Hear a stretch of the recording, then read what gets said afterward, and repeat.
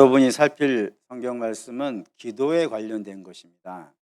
성경이 우리에게 기도하라는 것을 굉장히 여러 방면에서 세게 강조를 합니다. 예를 든다면 누가복음 18장에 가면 예수님께서 말씀하시기를 너희가 낙심하지 않기 위해서 어떻게 하라고요?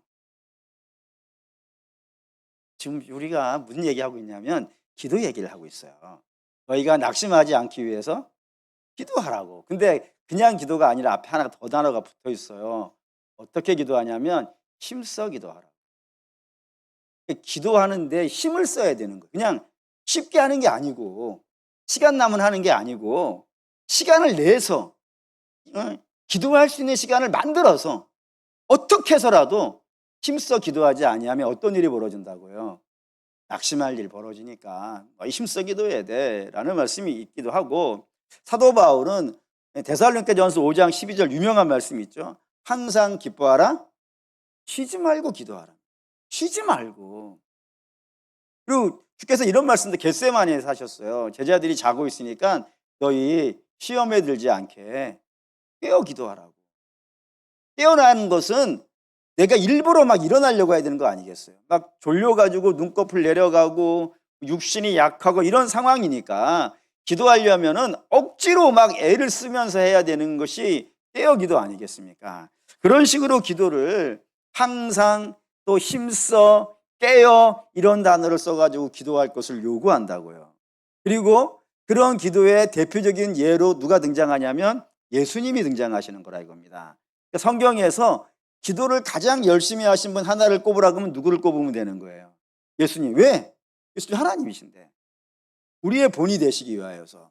그래서 그분 어떻게 기도하시냐면 새벽 미명 한적한 곳에 가서 기도하시고, 밤을 새워 기도하시고, 중요한 문제가 있을 때 가서 기도하시고, 또 유혹 있을 때 가서 기도하시고, 수많은 사건과 이유와 조건과 그런 걸 다 달아서라도 예수님 항상 뭐 하는 데 집중하시더라고요? 기도하는 데 집중하더라라고 하면서 기도할 것을 우리에게 요구한다고요. 그러면 여기에서 이제 질문이 하나가 등장하는데, 특별히 복음주의 들어보셨죠? 저 같은 사람이 이제 복음주의, 무조건 안 지나서나 복음밖에 모르는 그런 복음주의 설교를 하는 목사님들과 성도들 사이에서 질문이 하나가 있어요. 그 질문이 무엇이냐면은 뭐든지 다 하나님의 주권 아래에 있는 것 아니겠어요? 가고 서는 것도 하나님의 주권 아래에 있고, 되고 안 되고도 누구의 주권 아래에 있고, 하나님의 주권 아래에 있다 이겁니다. 뭐든지 다 하나님의 은혜 아래에 있게 되어지는데, 그러면 하나님이 전지하시니까 다 아실 것이고 전능하시니까 다 하실 거란 말이에요. 그런데 우리가 기도하면 하시고 기도 안 하시면 안 하시겠냐고, 하시지 않겠냐고. 그렇다면은 우리가 왜 기도를 해야 되는가? 하나님이 다 하신다면서 우리가 기도해야 될 이유가 뭐겠는가? 이런 질문이 의외로 복음주의, 보수적인 신앙을 가진 사람들에게 의해서 제기가 되어지는 문제라 이겁니다. 그 질문에 대해 성경이 우리에게 답을 주는 것은 세 가지입니다.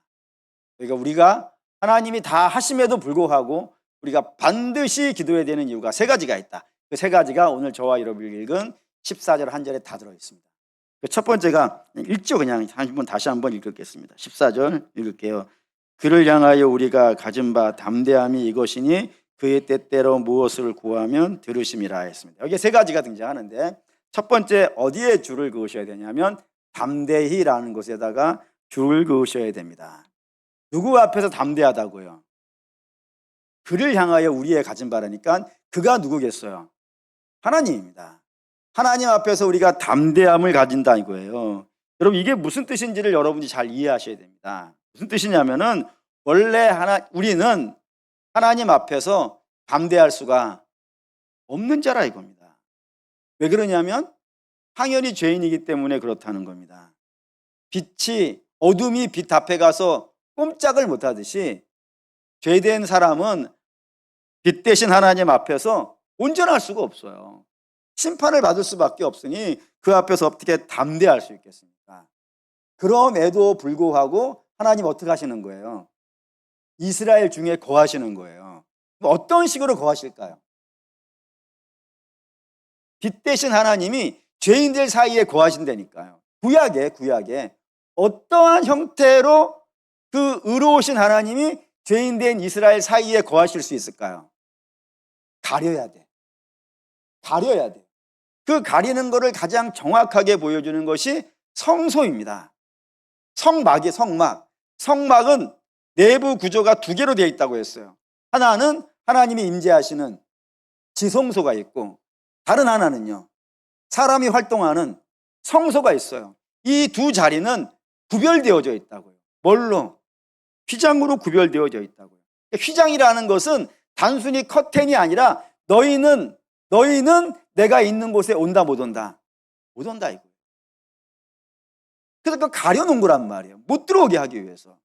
그럼에도 불구하고 이스라엘이 들어갈 때가 한 번만 있습니다. 1년 365일 중에 딱 하루가 있어요. 그 하루가 대속죄일이고, 그 대속죄일에 아무나 들어가는 게 아니라 대제사장만 들어간다고요. 근데 대제사장도 들어갈 때 그냥 들어갈 수 없고 두 가지를 가지고 들어가야 돼요. 첫째, 피를 갖고 들어가야 돼요. 피가 있어야 죄사함이 되니까 그 피를 갖고 들어가지 아니하면 들어갈 수가 없어요. 또 하나가 있습니다.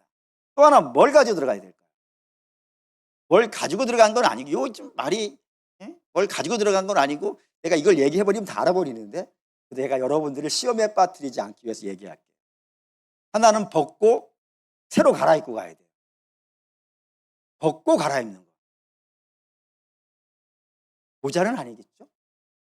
옷을, 어떤 옷? 대제사장이 평소에 입던 옷. 그 옷 어떤 옷인데요? 화려해. 여기에도 보석 6개, 여기에도 보석 6개, 여기에는 12개, 푸른색 옷에 각종 색으로 다 꾸며가지고 어마어마하게 비싸고 어마어마하게 화려하고 어마어마하게 영광스러운 옷이에요. 그 옷을 하나님이 대제사장에게 주신 것은 대제사장이 가지고 있는 직분이 어떻다고요? 영광스럽고 멋있고 화려하고 으뜸되는 사역을 맡고 있기 때문에 대제사장은 그렇게 영광스러운 옷을 입는다고요. 그런데 그 영광스러운 옷을 지성소 안에, 휘장 안으로 들어갈 때는 어떻게 해야 된다고요? 벗어야 돼. 왜? 하나님 앞에서는 그 누구도 영광스럽지 않아요. 아무리 대제사장이라도 그는 뭘로 들어가는 거예요? 피를 가지고 들어가니까 죄인으로 들어가는 거예요. 그래서 그 영광스러운 옷을 벗고 빨가벗고 들어가지는 않고 다른 옷을 입는다고요. 그 다른 옷이 우리식으로 말하면 소복이에요. 하얀 세마포 옷을 입고 들어가요. 자기가 아무것도 아니라, 나의 영광은 아무것도 없습니다. 그러니까 죄인입니다. 그런 의미에서 세마포 옷을 입고 들어가는 날이 하루가 있다 이겁니다. 그게 하나님과의 구약에서의 관계예요. 못 들어가는 거예요. 그러니까 기본적으로는 만날 수가 없단 말이에요. 그러니까 담대하다는 걸 쓸 수가 없어요, 구약에서는. 그래서 이런 일이 있어요. 이사야 6장. 잘 알지만 한번 찾아봅시다. 이사야 6장 1절에서 5절 읽겠습니다. 우시야 왕이 죽던 해에 내가 본즉 주께서 높이 들린 보좌에 앉으셨는데 그의 옷자락은 성전에 가득하였고 스랍들이 모시고 섰는데 각기 6날개가 있어 그 둘로는 자기의 얼굴을 가리었고 그 둘로는 자기의 발을 가리었고 그 둘로는 날며 서로 불러 이르되 거룩하다 거룩하다 거룩하다 만군의 여호와여 그의 영광이 온 땅에 충만하더라. 이같이 화답하는 자의 소리로 말미암아 문지방의 터가 요동하며 성전의 연기가 충만한지라. 그때 내가 말하되 화로다 나여 망하게 되었도다. 나는 입술이 부정한 사람이요 나는 입술이 부정한 백성 중에 거주하면서 만군의 여호와이신 왕을 배웠음이로다 아니라. 여기에 이사야라고 하는 사람의 직분이 등장해요. 그 직분이 뭘까요? 제사장이에요. 그가 제사장이라는 걸 뭘로 알 수 있어요? 그가 성전에 있단 말이에요. 성전에, 그가 성전 안에서 성소 안에 있는 거예요. 지금 성소 안에서 자기의 직분을 맡고 있었다고요. 그때 그 성소에 원래는 하나님과 이 제사장 사이에는 휘장이라는 게 쳐져 있어서 사람과 하나님 만날 수 없는 상황이라 이겁니다. 근데 그 성소 안에 하나님께서 느닷없이 임하신 거예요. 그래서 전혀 예상하지 못하는 상태에서 이사야가 하나님을 만나버린 거예요. 그때에 이사야가 담대하던가요? 어떻던가요? 좋은 단어가 생각이 안 나가지고 담대하는 것과 반대가 뭐겠어요? 쫄았다는 건 너무 약해. 담대하게 서지 못하는 거예요. 막 죽겠다 그러는 거예요 지금. 아니 내가 어떻게 하나님을 봐 지금. 제사장이라니까요. 일반 백성이 아니야. 늘 성전 안에 들어가면서 분향단에다가 향 붙이고 기도하고 떡상에 진설명 진설하고 그리고 등대에 불 켜놓고 항상 그런 사람이라고요. 그런 사람이 하나님이 그 앞에 느닷없이 나타나니까 자기가 들어간 것도 아니고 하나님이 오셨음에도 불구하고 완전히 다 죽었어 이제 나는 어떡하냐 막 탄식하고 막 괴로워하는 그런 장면으로 등장하더라 이겁니다. 그러니까 만날 수가 없는, 담대함이라는 단어를 쓸 수가 없어요. 하나만 더 볼까요? 출애굽기 34장. 출애굽기 34장에 매우 재미있는 이야기가 있어요. 출애굽기 34장 29절에서 30절. 29절에서 30절 읽겠습니다. 모세가 그 증거의 두 판을 모세의 손에 들고 시내산에서 내려오니 그 산에서 내려올 때에 모세는 자기가 여호와와 말하였으므로 말미암아 얼굴 피부에 광채가 나나 깨닫지 못하였더라. 아론과 온 이스라엘 자손이 모세를 볼 때에 모세의 얼굴 피부에 광채가 남을 보고 그에게 가까이 하기를 두려워하더라고요. 모세가 시내산 정상에 올라가서 하나님으로부터 계명을 받았어요. 계명을 받고 내려오는데 모세는 자기가 인지하지 못하고 있는데 그의 얼굴에서요 광채가 나는 거예요. 근데 그 광채는 모세가 스스로 바라는 광채예요? 아니죠. 모세는 원래 광채를 낼 수가 없어요. 그의 광채는 하나님을 잠깐 만나고 온 거예요 그냥.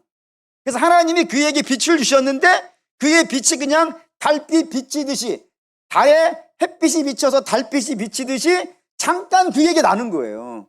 그 잠깐 나는 걸로 말미암아서도 백성들이 어떻다고요? 주눅이 들어버리고 막 죽겠다 그런단 말이에요. 그래서 모세가 어떻게 해요? 얼굴을 수건으로 덮어버려요. 그리고 나중에 그 수건 벗겨버리니까 어떻게 된 거예요? 여전히 빛이 나요? 안 나. 모세의 빛이 아닌 거예요 그게. 하나님이 그에게 잠깐 빛을 비춰주지, 하나님과 대화하고 온 거예요 그냥. 하나님의 빛이 잠깐 그에게 머물렀던 거예요. 그 빛 가지고도 백성들이 벌벌벌 떨고 있는 거예요. 하나님을 본 것도 아니고. 그런데 어떻게 담대함이라는 단어를 써가지고 하나님 앞에 갈 수가 있겠어요. 그러니 구약 백성의 입장에서는 하나님 앞에 담대히 나간다는 것은요 불가능한 말입니다. 쓸 수 없는 단어고, 원하기는 해. 원하긴 하지만 꿈속에서도 이루어지지 않는 그런 마치 꿈 같은 이야기에 지나지 않는 것이 담대히 하나님 앞에 나가는 거예요.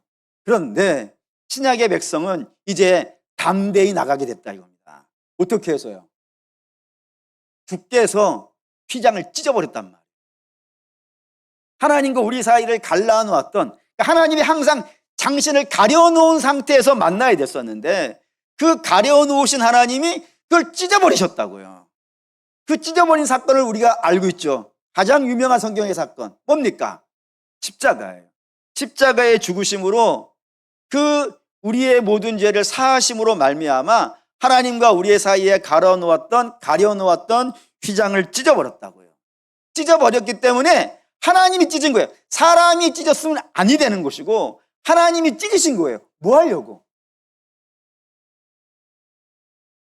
하나님 왜 찢으셔? 그걸 가려놓은 게 누구예요? 하나님 왜 가려놨죠? 못 오게 하기 위해서. 왜 못 오게 하셔야 되는 거예요? 죽으니까. 죄인이 하나님 앞에 오면 죽으니까 가려놓은 거라고요. 근데 이번에 하나님이 찢어버리셨다고요. 그럼 왜 찢으신 거예요?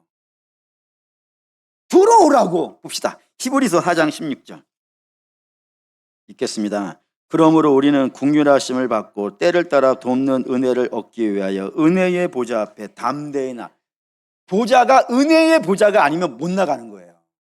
근데 은혜는 뭐죠? 값없이 베풀어 주시는 구속의 은혜예요. 그러니까 우리의 죄를 주께서 사하시려고 우리에게 어떠한 것도 요구하지 아니하시고 당신 몸을 십자가에 달아 죽이심으로 말미암아 우리의 죄를요 다 청산해 버리셨다고요. 청산해 버렸기 때문에 우리는 더 이상 하나님 앞에서 죄인이 아니에요. 죄인이 아니기 때문에 이제 어떻게 할 수가 있는 거예요? 은혜의 보좌이기 때문에. 심판의 보좌라면 못 나갔을 텐데 은혜의 보좌이기 때문에 담대히 나갈 수 있는 길이 열렸다 이겁니다. 그러니까 하나님 앞에 담대히 나간다는 것은 우리의 신분이 어떻게 됐다는 거예요, 이제? 바뀌었다는 거예요, 바뀌었다는 거예요. 담대히라는 단어를 썼다는 것은 이제 더 이상 구약의 백성 정도가 아니에요. 하나님이 다스리는 그냥 백성 정도의 개념이 아니라 이제 저와 여러분은 하나님의 자녀가 되는 권세를 받았다 이거예요. 그러니 자녀니까 뭐 할 수 있는 거예요? 자녀니까. 여러분 예를 드린 거니까 절대로 오해하지는 마세요. 제 방에 여러분이 들어오실 때 항상 누구든지 어떻게 하고 들어오십니까? 욕하고 들어옵니다. 제가 원하지 않는 거예요. 여러분이 하고 들어오시는 거예요.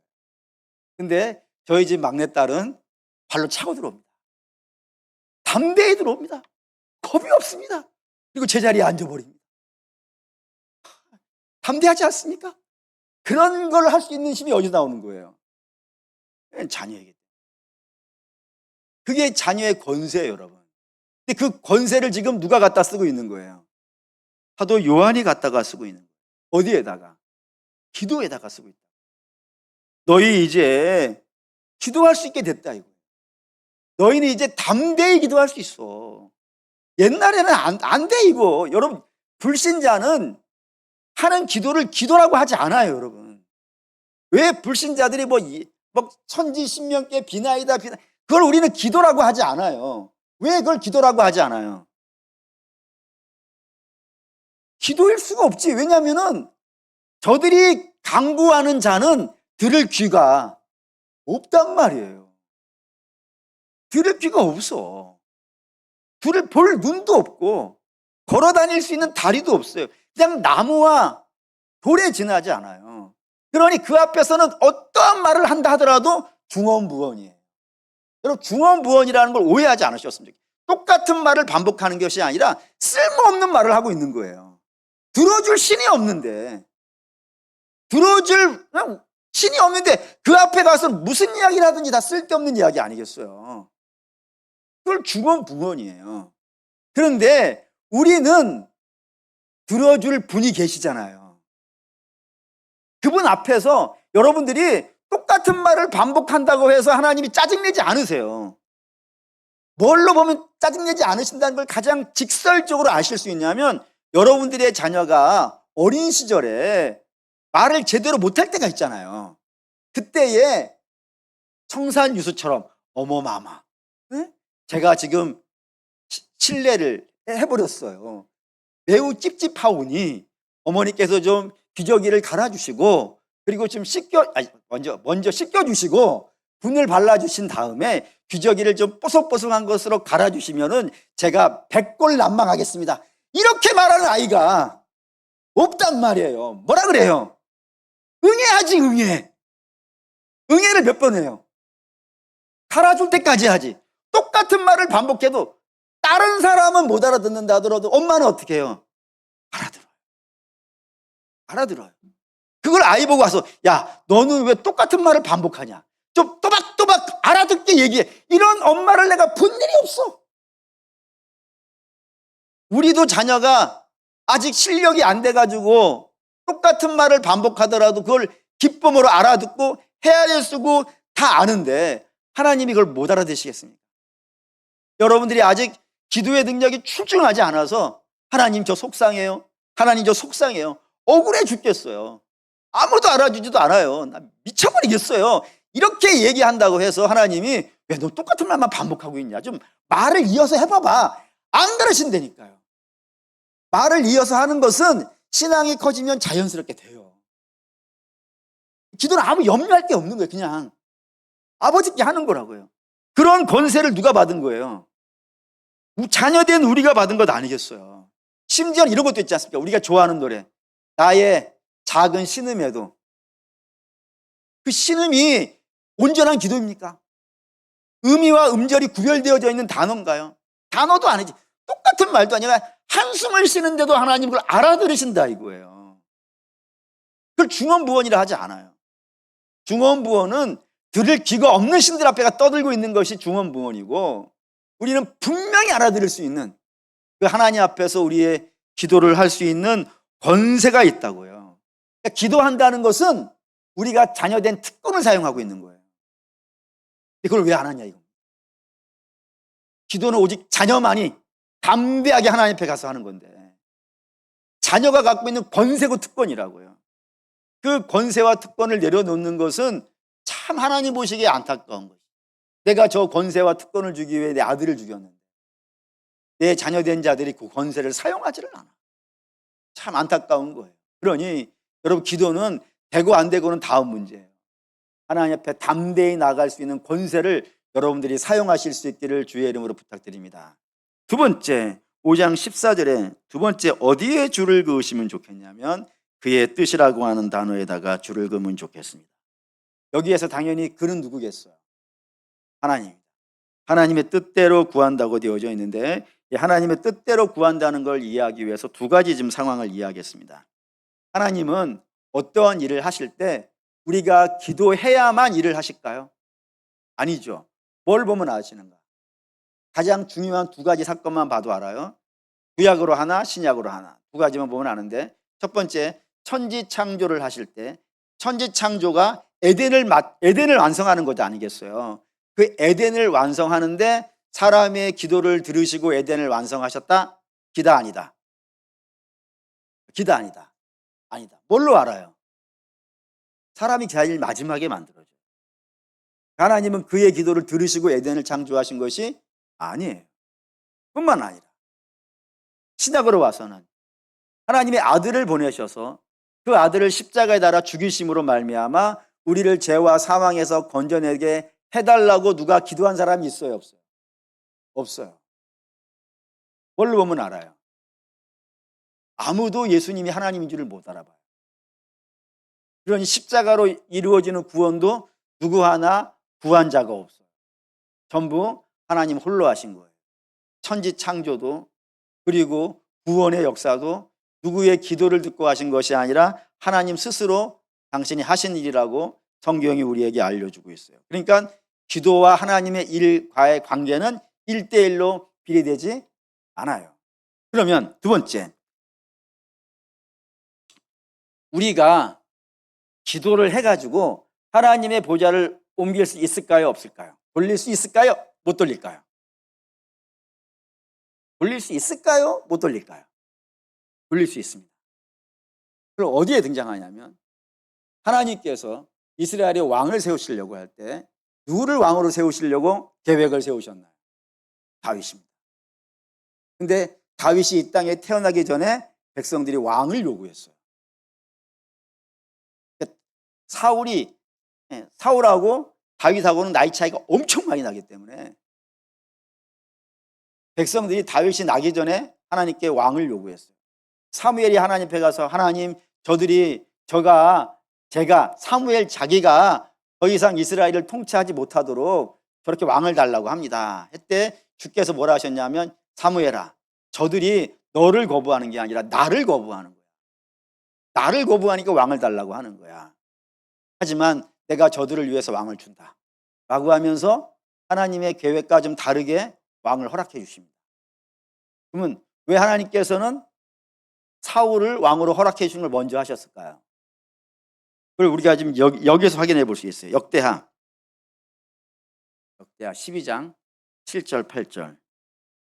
여호와께서 그들이 스스로 겸비함을 보신지라 여호와의 말씀이 스마야에게 임하여 이르시되 그들이 스스로 겸비하였으니 내가 멸하지 아니하고 저희를 조금 구원하여 나의 노를 시삭의 손을 통하여 예루살렘에 쏟지 아니하리라.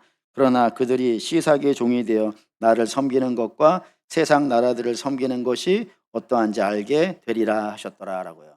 여기 르호보암 이야기인데, 르호보암이 하나님께 범죄했어요. 하나님이 저를 잘 되게 해주셨는데 저가 이 모든 능력과 힘이 하나님께로부터 온 것이라 인정하지 않고 자기의 능력이라고 인정해서 하나님을 외면했어요. 하나님의 법을 버렸어요.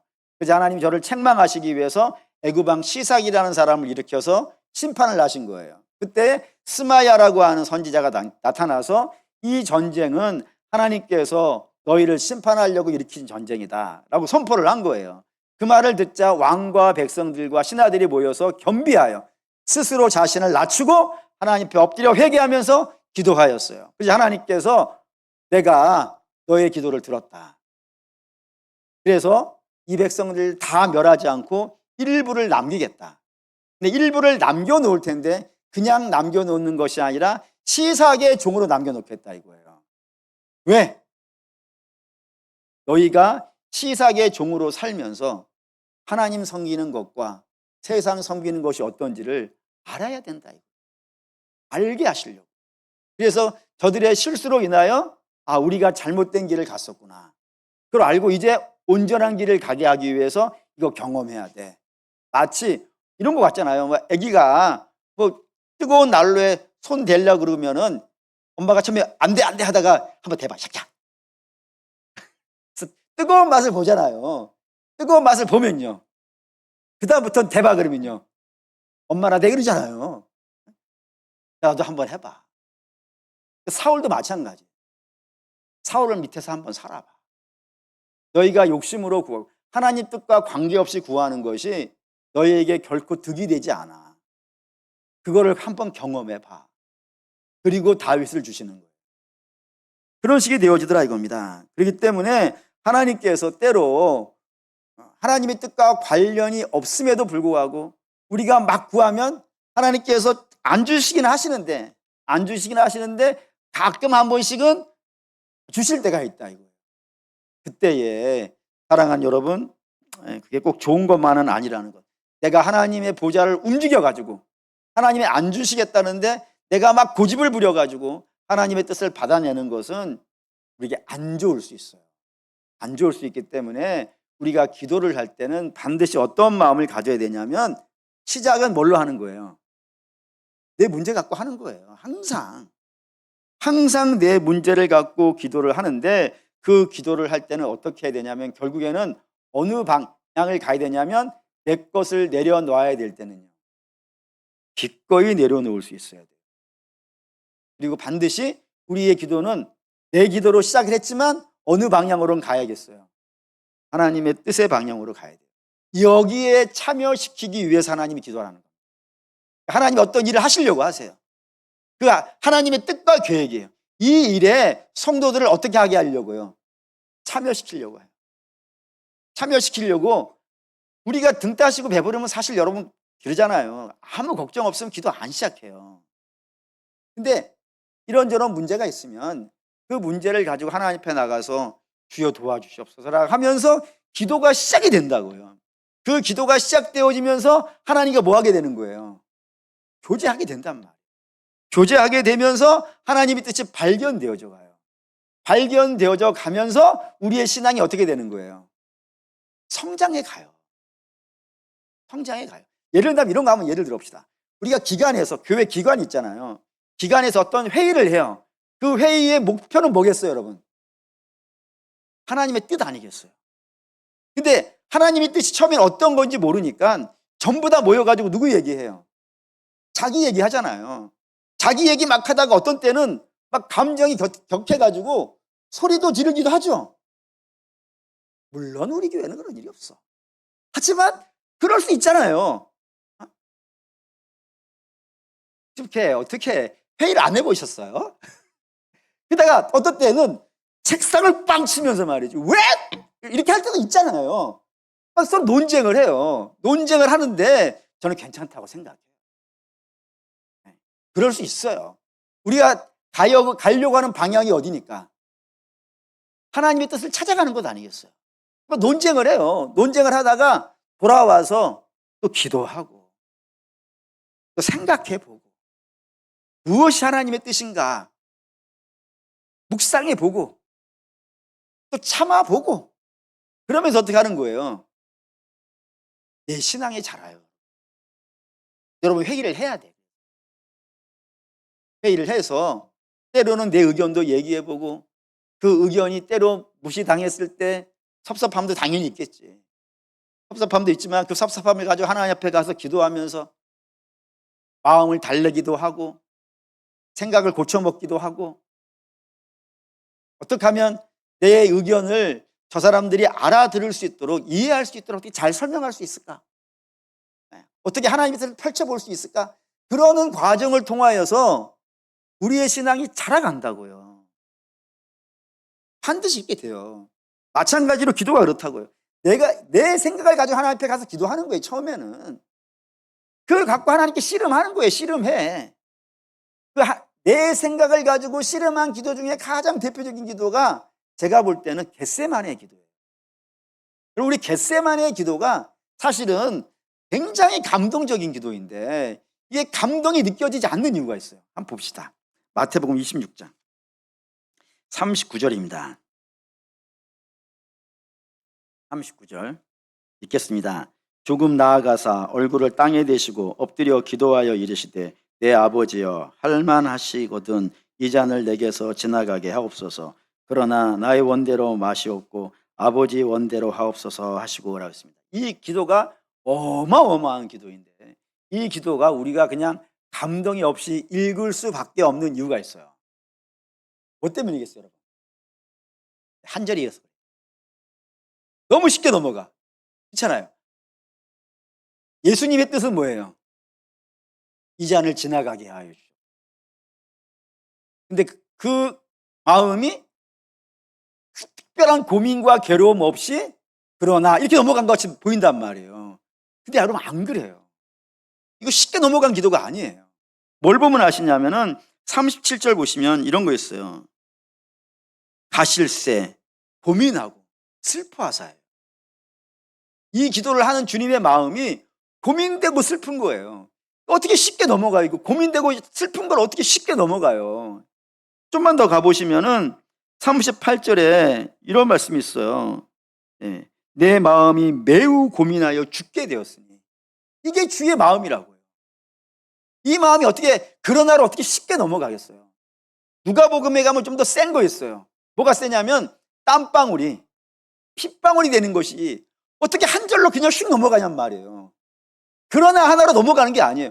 단지 우리가 글로 써놓으니까 이 한 절 안에 다 끝난 것 같지만 그 과정에는 내 뜻 아버지 할만하시거든 이 잔을 지나가게 해 주시옵소서란 예수님의 마음과 아버지 뜻대로 하옵소서라고 하는 이 사이 어마어마한 긴장감이 막 치열하게 지나가는 거예요. 지금 막 핏방울이 땀방울이 되도록 땀방울이 핏방울이 되도록 막 진행되어지는 거예요.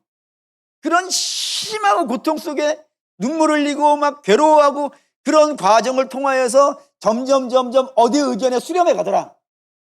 아버지의 뜻에 수렴해 가더라. 그게 예수님의 기도란 말이에요. 예수님도 그렇게 기도하시는 거예요. 우리도 당연히 그래야 되는 것 아니겠습니까, 여러분? 우리의 뜻을 가지고 기도를 해요. 그런데 우리는 우리의 뜻을 가지고 기도를 시작하지만 이 뜻을 고집할 마음을 일단 버리셔야 돼요. 하나님의 뜻이 나타난다 그러면 언제든지 기꺼이 버리시겠다는 마음을 갖고 여러분이 기도를 시작하는 겁니다. 근데 간절하게 하시는 거지. 간절하게 여러분 각자의 뜻을 가지고 이렇게 기도하면서 하나님의 음성을 들으려고 하고 하나님의 뜻을 찾으려고 하고 하나님의 뜻 앞에 나를 굴복시키려고 하는 그 과정을 통하여서 성도들은 어떻게 되는 거예요? 성장해 가는 거예요. 항상 성도는 기도로 성장해요.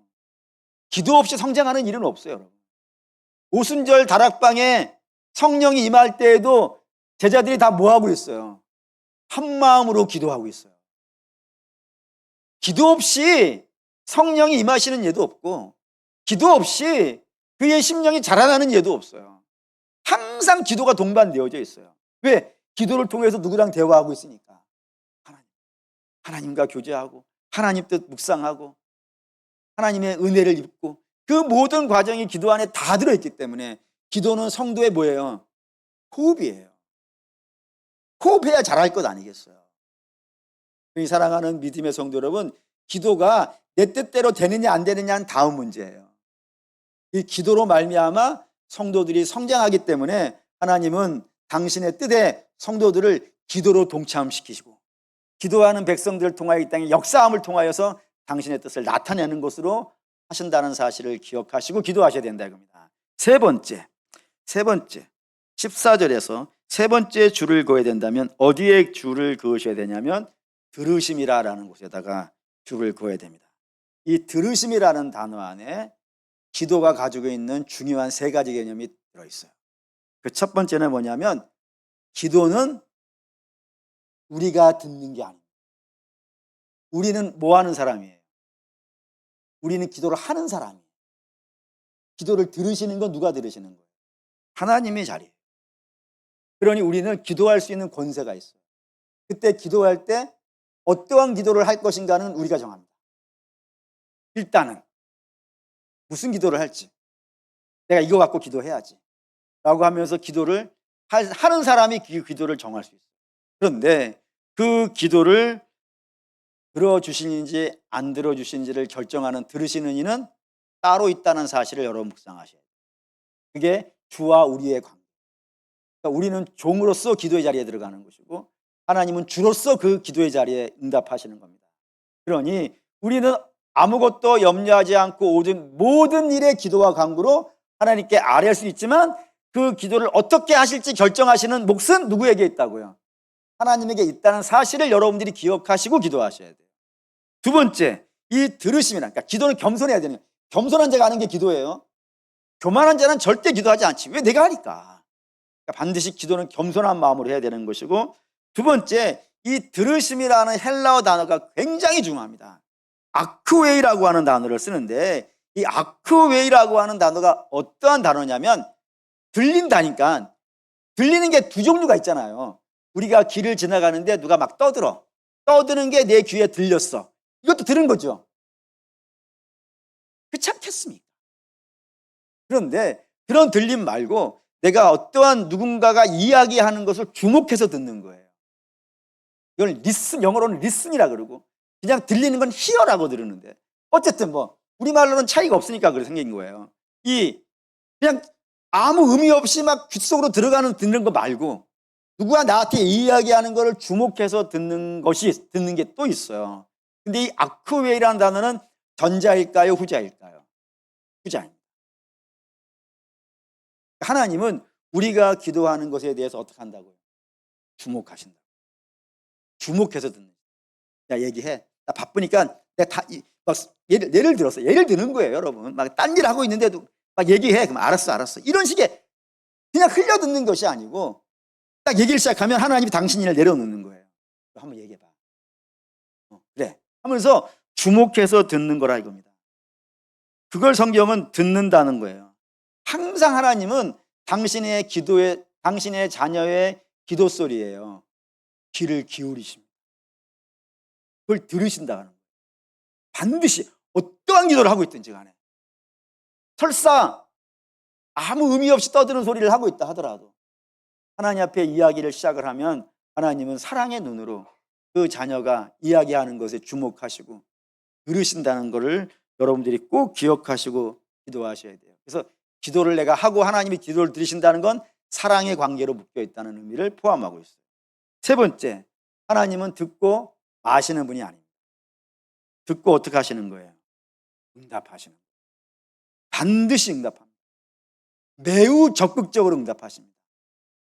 물론 간혹 내가 원했던 방식이 아닐 수 있어요. 나는 A를 원했는데 하나님은 B로 응답하시는 경우가 있어요. 왜 B로 응답하시냐면 A보다 B가 크기 때문입니다. 그래서 A는 내려놓으시고 B로 응답하시는 거예요. 그래서 아마 하나님이 여러분 기도하시면 기도를 옮겨가실 거예요. 이 기도를 하고 있다면 하나님이 기뻐하시지 않는 기도를 하고 있다면 기도를 계속해서 하고 있는 동안에 여러분들의 기도를 조금씩 옮겨놔서 결국에는 하나님이 기뻐하시는 기도로 만들어 놓으시고 그리고 그것에 대해서 가장 아름다운 것으로 응답하시는 역사를 하신다라고 하는 표현이 들으신다는 겁니다. 그러면 기도 우리가 왜 해야 되는가 정리해 보죠.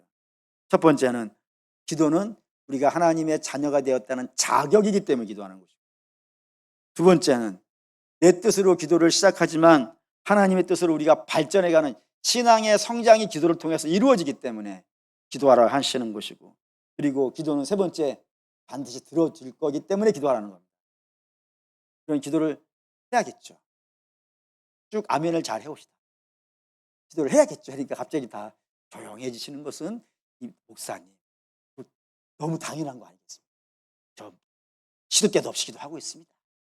목사님 눈에 안 보인다고 내가 기도 안 하는 게 아니고 목사님이 안 보더라도 하나님은 나를 주목하시기 때문에 목사님 말씀대로 하나님 나를 주목하고 계시고 들으시고 있기 때문에 내가 어디서든지 기도하고 있습니다. 길을 지나가면서도 하고 있고 요리를 하면서도 하고 있고 빨래를 하고 있으면서도 하고 있고 운전할 때만 안 돼요. 우리가 기도를 안 해도 되는 유일한 시간은 운전할 때. 운전할 때는 운전만 하세요. 운전만 하시고 주무실 때도 기도하세요. 간절한 소망이 있으면 꿈속에서도 기도합니다. 이렇게 기도하십시오. 쉬지 말고 하십시오. 기회를 만들어서 하시고 힘써서 하십시오.